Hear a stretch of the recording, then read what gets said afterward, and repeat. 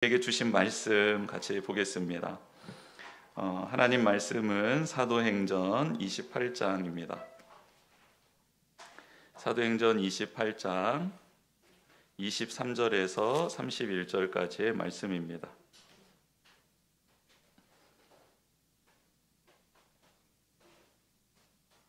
네, 신약성경 238면에 있는 사도행전 28장 23절에서 31절까지의 말씀을 우리 같이 한 목소리로 읽겠습니다. 시작. 그들이 날짜를 정하고 그가 유숙하는 집에 많이 오니 바울이 아침부터 저녁까지 강론하여 하나님의 나라를 증언하고 모세의 율법과 선지자의 말을 가지고 예수에 대하여 권하더라.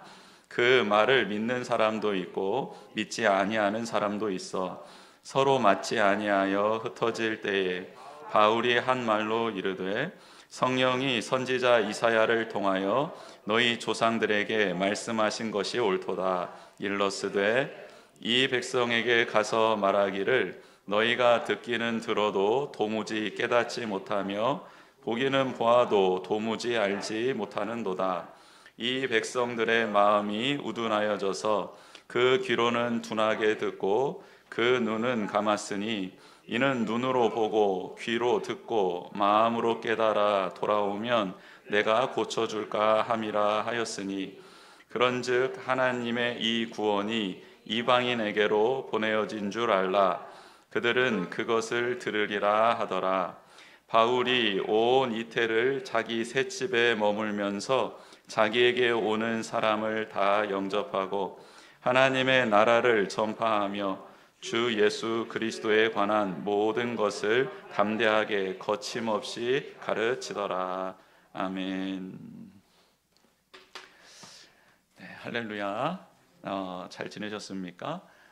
하나님의 사랑이 우리 귀한 성도님들 가운데 넘쳐나기를 원합니다. 그 사랑이 부어지면 회복이 되고 치유가 되고 또 힘과 능력을 얻어서 살아갈 담력이 생깁니다. 근데 그 사랑이 메마르면, 그 사랑이 공급되지 않으면 굉장히 힘들고 또 지치고 또 우울해집니다. 그렇다면 하나님의 사랑은 어떻게 부어지나? 네, 하염없이 끊임없이 매일 매 순간 부어집니다. 그래서 그 사랑으로 충만해지려면은 다른 방법 없습니다. 하나님 저 믿습니다. 그 사랑으로 지금 저를 충만케 채워주십시오. 라고 이렇게 간구하고 바라시면 됩니다. 우리 그런 의미에서 한번 이렇게 축복했으면 좋겠습니다. 서로를 하나님의 사랑으로 충만하십시오. 이렇게 한번 축복해 주도록 하겠습니다. 네, 하나님의 사랑이 충만해서 넘쳐서 흘러가서 그래서 우리뿐만 아니라 우리 주변에 있는 모든 사람들이 다 그 주님의 은혜를 체험하고 그 능력을 체험하게 되기를 주님의 이름으로 축복합니다. 우리 성도님들은 인생의 마지막 때에 어떻게 매듭을 짓고 싶으신가요? 어떻게 나의 인생의 수필이 책 한 권이 완성되었을 때 마지막 단락, 마지막 문장은 어떻게 끝났으면 하십니까? 우리 모두가 다 잘 먹고 잘 살았다, 행복했다, 그를 통해 이런 일들이 역사가 일어났다 하면서 위인전에서 읽었던 또 역사의 위대한 업적을 남겼던 사람들과 무리 혹은 그 지도자들의 그 끝을 따라가고 싶을 것입니다. 그렇죠? 모두가 다 훌륭하게 되고 싶고 존경받고 싶고 누군가에게 영향을 끼치고 싶은 것은 다 같은 마음인 것 같습니다. 저도 만약 저의 책 한 권 자서전을 쓴다고 하면 이 인간은 위대했노라 라고 하면서 딱 매듭이 좀 지어지면 좋겠다 생각이 듭니다. 근데 가만 나의 현실을 살펴보면 위대해지기보다는 퇴보하지 않기만 해도 다행이다 이런 생각을 할 때가 많이 있죠. 우리는 날이 갈수록 후패해질 수밖에 없습니다. 그러나 우리를 통해서 드러나야 될 분이 있고 영광받아야 될 분이 있다는 것을 깨닫는 게 그게 얼마나 큰 기쁨인가. 그래서 위대했노라 라고 끝나기보다는 내가 희생함으로 내가 사라짐으로 이런 일들이 일어났고 이런 사람들이 살게 되었노라 라고 매듭 짓는 게 굉장히 아름다운 인생이겠구나라는 생각이 듭니다.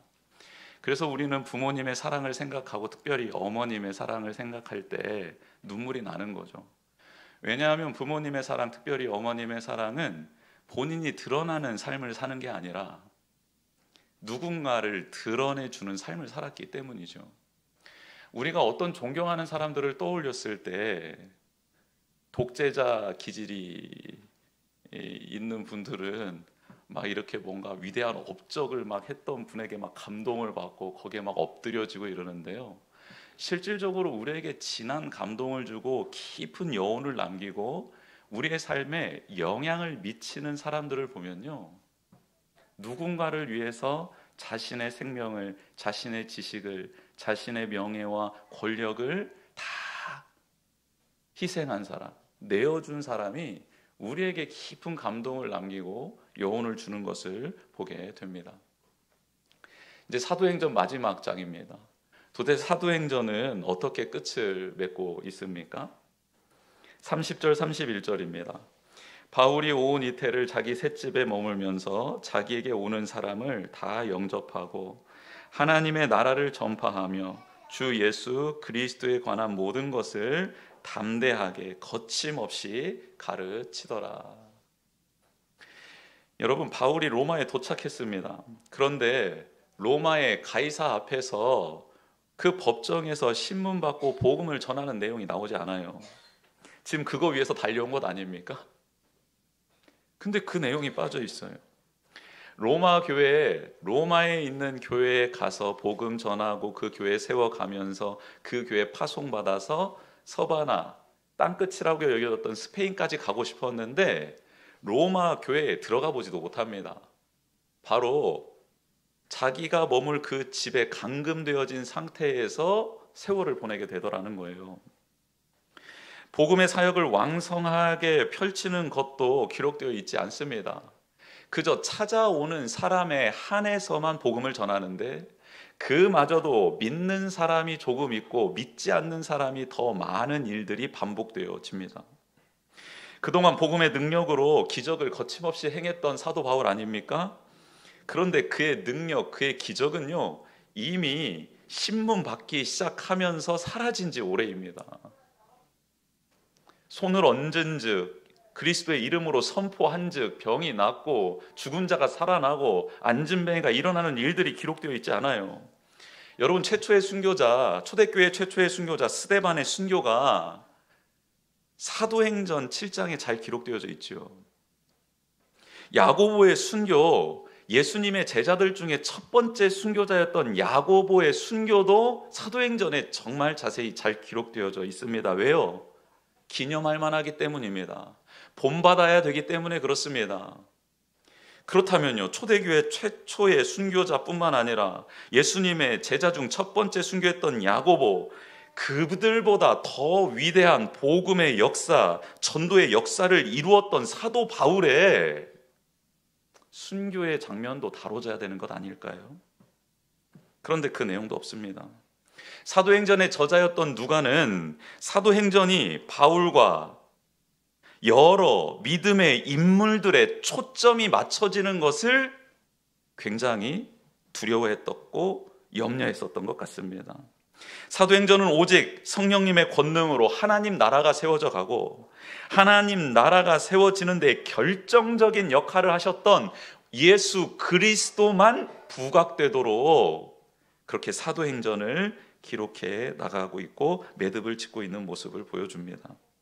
그래서 바울을 통해 하나님의 나라가 그리고 예수 그리스도가 증거되는 것으로 사도행전이 매듭이 지어지며 열린 결말을 맞게 됩니다.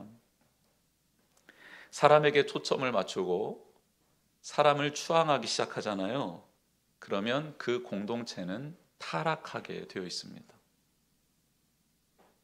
그런데 하나님께 시선을 고정하고 하나님을 마음과 뜻과 정성을 다해 경배하고 높이고 찬양하잖아요. 그러면 그 공동체는 빛을 발하게 되고 세상의 어두움을 쫓아내는, 몰아내는 하나님의, 주님의 몸이 되는 것입니다. 죽어가는 사람을 주님께로 인도하고 살리고 방황하는 영혼들을 제 자리에 세워나가는 거룩한 공동체가 되는 것이죠. 사도행전이 열린 결말로 끝나는 이유는 이제 그 뒤를 따라가야 될 우리들의 모습이 채워지기를 원하기 때문입니다. 사도행전 28장 31절로 끝나는 게 아니라 9장 1절이 이제 우리의 삶으로, 그리스도인들의 삶으로 지금 이 땅에 살아가고 있는 교회들을 통해서 채워져 가야 함을 말씀하고 있는 것이죠. 오늘 바울은 로마에 있는 집에 감금되어 있습니다. 그런데요, 부지런한 삶을 살고 있어요. 게으르지 않습니다. 아침부터 저녁까지 쉬지 않고 기도하고 쉬지 않고 일을 합니다. 어떤 일을 하고 있나? 찾아오는 사람들을 만나고 그들에게 복음을 전합니다. 하나님께서 바울에게 너 매일매일 이거 해라, 오늘은 이거 해라 지시한 적 없습니다. 그런 말씀 나와 있지 않아요. 다만 하나님께서 그를 부르셨을 때에 소명을 주시죠. 콜링.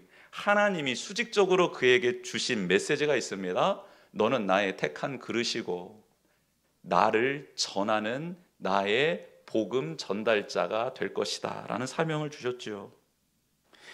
그 소명을 받은 것입니다. 콜링을 받은 거예요.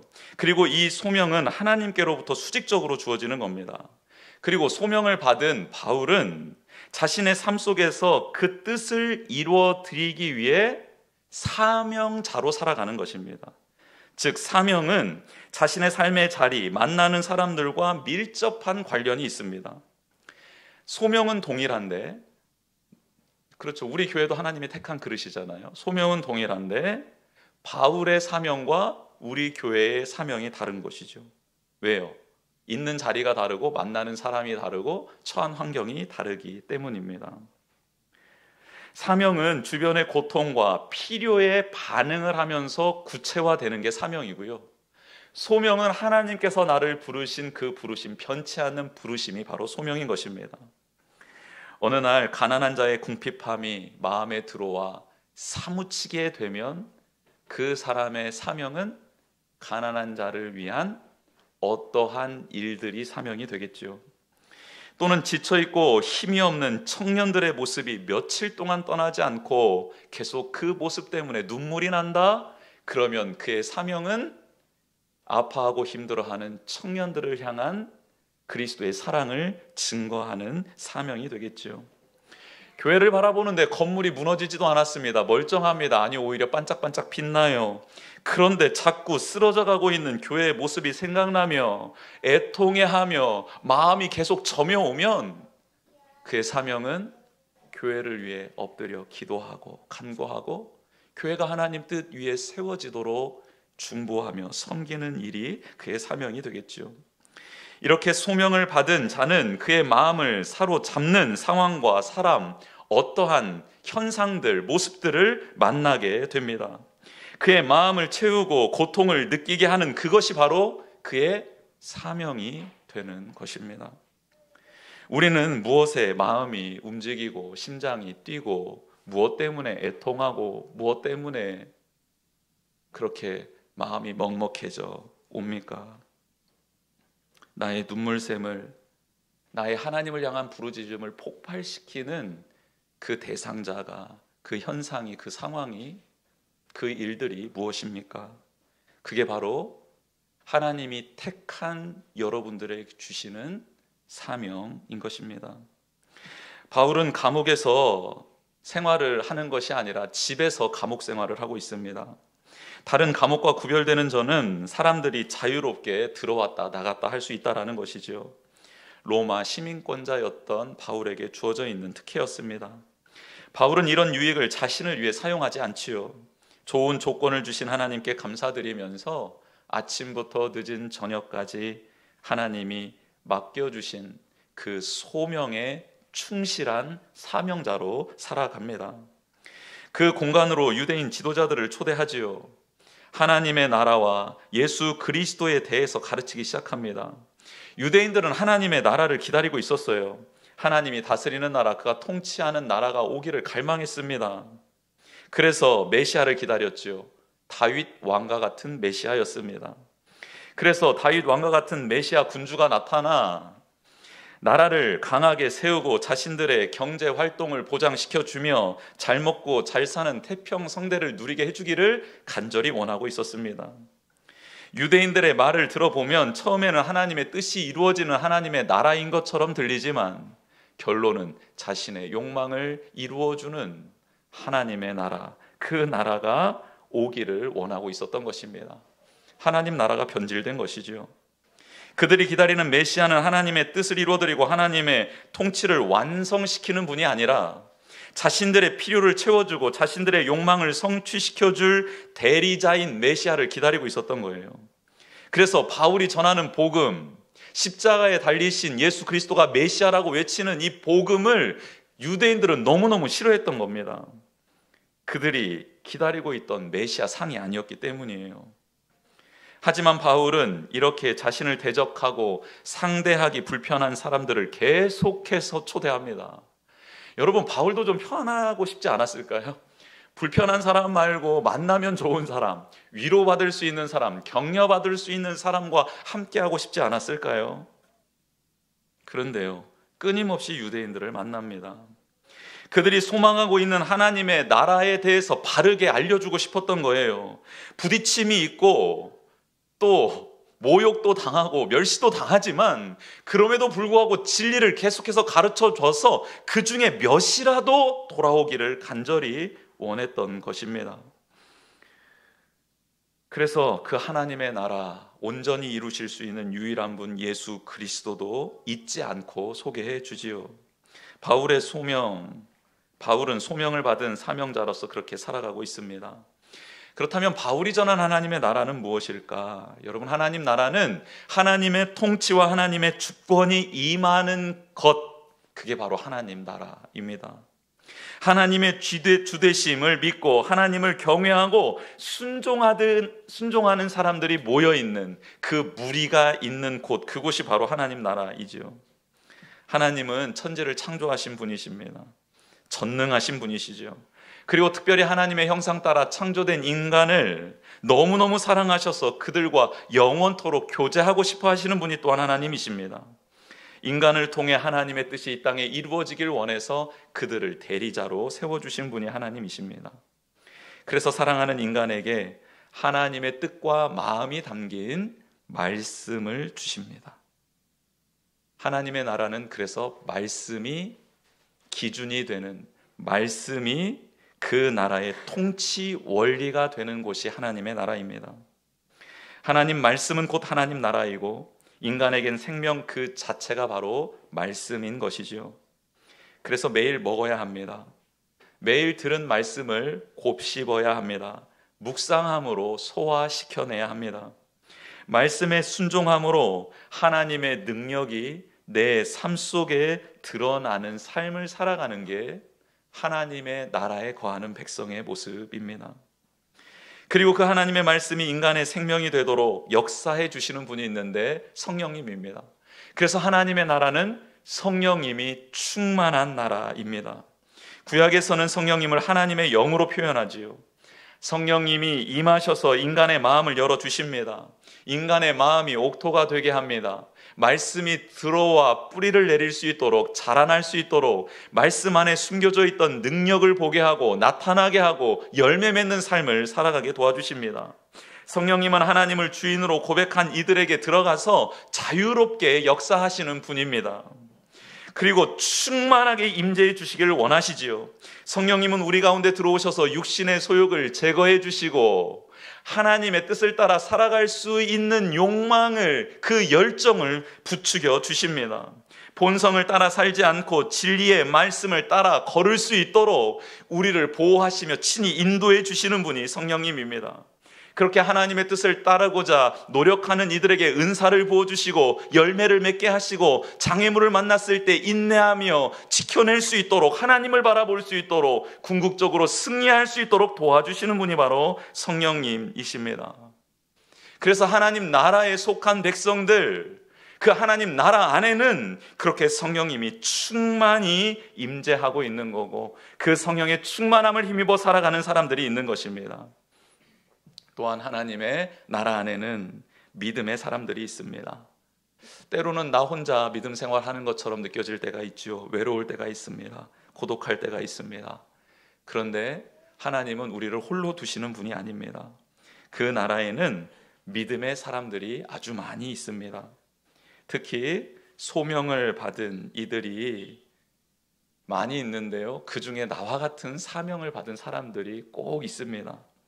그래서 자연스럽게 그들과 함께 동역하게 되는 것이죠. 하나님은 믿음의 길을 홀로 걷게 하지 않습니다.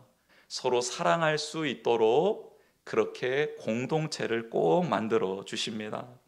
사랑이 없이는 하나님의 나라를 경험할 수 없기 때문입니다. 누군가를 사랑하기 위해서 우리가 꼭 해야 될 일이 있지요. 자기를 부인하는 것입니다. 자신의 주장을 내려놓는 것이지요. 그 상대방을 이해하기 위해서 힘을 다해 생각해보고 마음을 열어 공감해 주는 것, 이게 사랑하는 것의 기본적인 속성, 기초 과정인 것입니다. 이렇게 사랑을 통해 우리는 하나님의 나라를 경험하게 됩니다. 하나님을 중심에 모시고 하나님의 뜻을 따르기 위해 최선을 다하게 되는 것입니다. 왜냐하면 하나님을 떠나서는 서로 사랑할 길이 없기 때문입니다. 하나님이 주시는 은혜와 사랑이 있어야 누군가를 사랑할 수 있기 때문이죠. 그렇게 그 공동체는 연합하게 됩니다. 서로에게 버팀목이 되어주고 디딤돌이 되어줍니다. 울고 있는 성도들 옆에 가서 같이 울어주고요, 웃고 있는 성도들 옆에 가서 같이 환하게 웃어주며 축복해주는 공동체가 되는 것입니다. 이렇게 하나님의 나라는 하나님을 사랑하고 서로를 사랑하는 이들의 고백과 실천적 삶을 통해 확장되기 시작합니다. 하나님의 통치 안으로 들어오는 민족과 백성들이 많아진다라는 뜻이지요. 마귀가 주인되고 인간의 욕망이 통치 원리가 되어 살아가던 사람들이 그 나라를 떠나 하나님의 나라로 속하게 되는 일들이 일어납니다. 즉 하나님의 나라는 계속해서 우리를 통해 확장되어집니다. 우리가 자고 있을 때에도, 우리가 그냥 소홀히 대했을 때에도, 최선을 다하지 않을 때에도 하나님의 나라는 자꾸 확장이 되어 갑니다. 이게 하나님의 나라입니다. 고통 중에 있는 자들에게 진리를 전하게 되며 구원하기 위해서 열심히 노력하는 이들이 계속해서 일어나는 일들이 일어납니다. 마귀의 주권이, 마귀의 통치가 파괴되는 일들이 매 순간순간 일어나게 됩니다. 진리를 알고 영생으로 돌아와 기뻐하는 자들이 하나님 안에서, 그 나라 안에서 자꾸 늘어나는 일들이 일어나는 게 바로 하나님의 나라입니다. 사도 바울은 그렇게 하나님 나라에서 살았습니다. 그에게는 말씀이 임했지요. 그 말씀을 따라 살아갈 수 있도록 매일 성령님께 도우심을 구했습니다. 하나님, 저 가만두면 저 내면의 욕망이, 욕심이 자꾸 부릴 듯 일어납니다. 성령님 임재하여 주셔서 성령님으로 충만하여 하나님의 뜻을 온전히 잘 분별하고 따라갈 수 있는 제가 될 수 있도록 도와주십시오. 매일매일 성령님의 임재를 위한 기도를 드렸던 것이죠. 그리고 그에게는 하나님이 믿음의 동역자들을 붙여주셨습니다. 참 신실한 동역자들을 붙여주셨어요. 물론 때로는 다툼도 있었습니다. 또 헤어짐도 있었습니다. 그러나 결국 주님 안에서 다시 다 만나게 되고 또 화해하게 되고 하나님의 뜻을 끝까지 이룰 수 있도록 격려해주고 위로해주고 오가는 소식이 복되고 아름다울 수 있도록 때로는 권면해주고 손잡아주고 따끔하게 또 진리의 말씀을 알려주는 그런 믿음의 동역자들이 있었다라는 사실입니다. 그리고 자신에게 일어난 놀라운 변화와 기쁨을 전하고 또 전함으로 하나님 나라가 계속해서 확장되어지는 것을 몸소 느끼고 경험했던 사람입니다. 그렇다면 우리는 지금 어느 나라에 살고 있습니까? 하나님의 나라에 살고 있습니까? 아니면 조항진이라는 자기의 나라에 살고 있습니까? 아니면 하나님이 주신 것을 우상으로 삼는 그 우상의 나라에 살고 있습니까? 매일 하나님의 말씀을 먹고 그 에너지로 살아가는 우리가 되기를 원합니다. 성령님의 인도하심을 받아 믿음의 싸움을 싸워 나아가는 우리, 하나님이 만나게 하신 소중한 동역자들과 함께 사랑으로 연합하는 우리가 되기를 원합니다. 하나님의 통치 영역이 자꾸 넓어지는 데 쓰임 받는 사람, 그 최전선에 서서 하나님의 명령을 바로바로 듣고 순종함으로 하나님이 기뻐하시는 모습을 매일매일 바라볼 수 있는 우리가 되기를 원합니다. 바울은 하나님 나라에 들어가고 하나님의 통치를 이 땅에 누릴 수 있게 해주신 분을 소개하는데요, 그분이 바로 예수 그리스도입니다. 예수 그리스도는 하나님 나라와 떨어질래야 떨어질 수 없습니다. 왜요? 예수 그리스도가 이 땅에 오심으로 하나님의 나라가 우리 가운데 임하게 되었고, 이제 예수 그리스도를 통하지 않고는 하나님 나라에 들어갈 자가 없게 되었기 때문입니다. 예수님을 믿고 유일한 구원자, 주인으로 영접한 사람들만이 하나님 나라의 백성이 됩니다. 예수님을 닮아가는 삶을 살아가는 것이 바로 하나님의 통치를 받고 있다는 증거이기 때문입니다. 예수님을 통해 하나님의 뜻과 계획이 완성되었습니다. 이제 다른 이름으로는 하나님 나라에 들어갈 수 없고 다른 이름으로는 하나님께 나아갈 수 없게 되었습니다. 하나님의 영광을 보고 즐거워하려면 예수 그리스도에 대해서 알아야 합니다. 그래서 사도 바울은 하나님 나라에 대해서 그토록 사모하고 있는, 유대인들이 사모하고 있는, 이 땅에 많은 사람들이 사모하고 있는 그 하나님 나라에 대해서 설명하며 예수 그리스도를 꼭 증거해야만 했던 것이지요. 바울이 전한 예수 그리스도 누구십니까? 이 사실을 우리가 잘 알아야 합니다. 하늘 보좌를 버리고 이 땅에 오신 분, 성육신 하신 분이 바로 예수 그리스도입니다.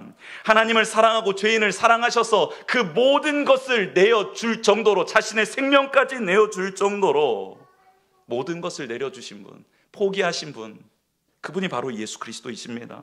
예수님이 이 땅에 오셔서 살아가셨는데 죄가 없는 분으로 완전한 삶을 살아가셨습니다. 그리고 십자가에서 대속적인 죽음을 통해 우리의 죄를 사해 주셨고 우리에게 영원한 생명을 주시는 증거로서 부활의 첫 열매, 부활하셨습니다. 믿는 자들의 부활의 증거로 그렇게 예수 그리스도가 사망 권세를 깨뜨리신 것이지요. 그리고 승천하신 후에 예수님은 지금도 성도들을 위해 중보하고 계시고, 예수님이 승천하신 후에 이 땅에 오신 성령님으로 말미암아 교회가 세워져서 예수 그리스도의 남은 사명을 계속해서 감당하고 있습니다.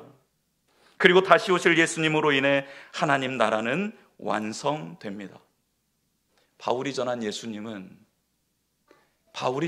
그리스도는 말씀대로 그 보좌를 버리고 이 땅에 오신 예수님, 이 땅에 우리와 같이 사셨지만 죄가 없으신 완전한 삶을 사신 예수님, 그리고 우리의 죄를 위해 죽으신 예수님, 우리에게 영원한 생명을 주시기 위해 부활하신 예수님, 그리고 승천하셔서 본래 있었던 자리, 본연의 자리로 올라가셨지만 이제 그 자리에서 우리를 중보하고 계시는 예수님, 그 예수님이 보내신 성령님으로 말미암아 교회가 생겨나고 그 교회가 이제 예수님의 사명을 이루며 나아가고 있고, 다시 오실 예수 그리스도를 통해 하나님의 나라가 완성되는 그 예수 그리스도, 이분을 전하고 있었다라는 겁니다.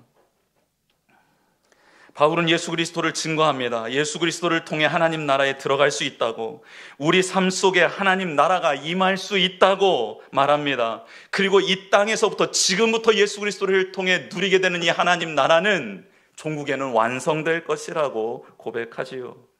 바울은 계속해서 하나님 나라를 전파하고 거침없이 담대하게 증거합니다. 확신이 있었던 거예요. 흔들림이 없었던 것입니다.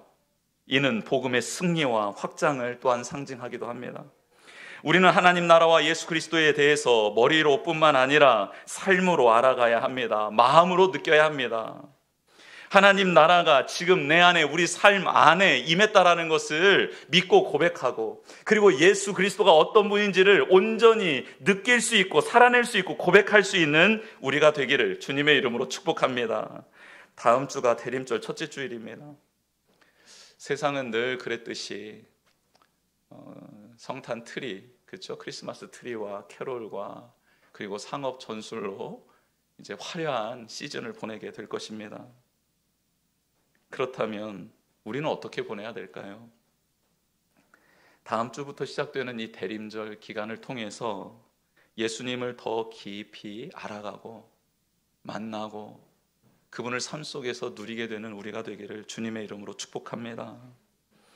하나님 나라 백성으로 살아가는 그 감격이, 그 기쁨이, 그 영광이 우리의 삶에 가득하고 넘쳐서 밖에서 반짝반짝거리는 그 트리들보다 더 빛나고 사람들이 주목하는 그리스도인, 그리고 그리스도의 몸된 교회인 우리가 되기를 주님의 이름으로 축복합니다. 주보의 내용 채워보겠습니다. 하나님 나라는 말씀이 통치 원리입니다. 성령님으로 충만하며 믿음의 동역자들과 사랑으로 연합하는 곳이고 매 순간 계속해서 확장되어지는 것이 바로 하나님 나라입니다. 예수 그리스도는 성육신 하셨습니다. 죄가 없는 완전한 삶을 사셨고 십자가에서 죽으시고 부활하셨으며 승천하신 후에 성령님을 보내주셔서 교회를 세우시고 다시 오셔서 하나님 나라를 완성하시는 분이십니다. 우리는 예수 그리스도와 하나님 나라를 전하는 백성으로, 그렇게 빛나는 백성으로 살아가기를 주님의 이름으로 축복합니다. 이 시간 같이 찬양하며 기도하겠습니다.